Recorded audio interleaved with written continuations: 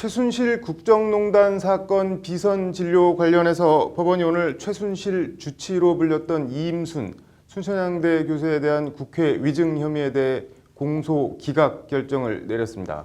로인사이드 석대성 기자 나와 있습니다. 석 기자, 먼저 오늘 항소심 결정 내용부터 전해주시죠. 이임순 순천향대 산부인과 교수는 박근혜 전 대통령의 이른바 비선 진료에 대해 미용시술 전문 김영재 원장을 전 대통령 주치의였던 서창석 전 서울대 병원장에게 소개를 시켜줬는데요.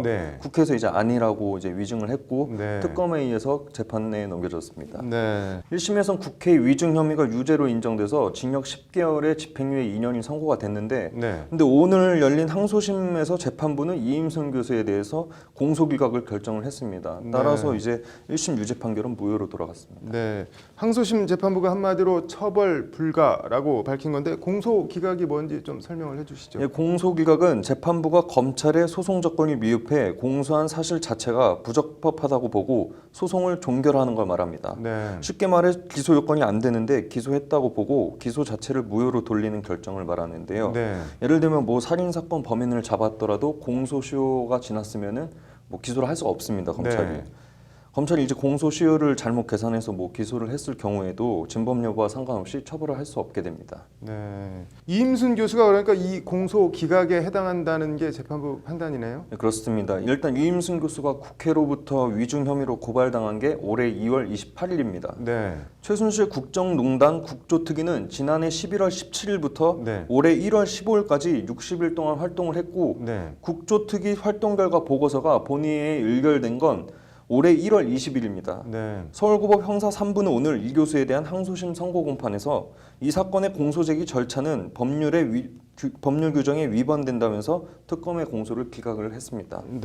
재판부는 국회, 증언 감정 등에 관한 법률에 의하면 위증은 국회의원장 또는 재적의원 3분의 1 이상이 연서로 고발할 수 있다고 규정한다면서 이임순 교수의 경우 최순실 국정농단 국조특위 활동이 종료된 이후 고발이 이뤄져서 소추 요건을 충족하지 못했다고 설명을 했습니다.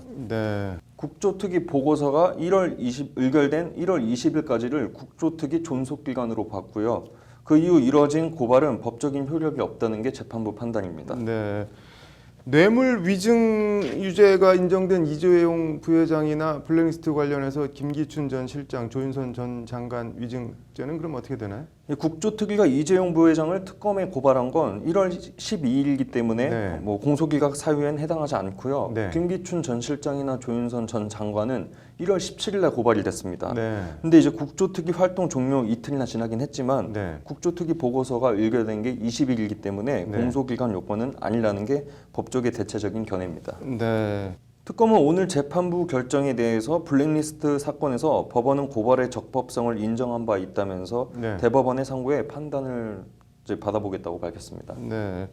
사립학교법에 따라 징역형을 선고받으면 교수 신분이 박탈되는데 이임순 교수 변호사가 바뀌었는지 어쩌는지는 몰라도 어쨌든 용케 빠져나갈 자리를 찾은 모양이네요. 잘 들었습니다.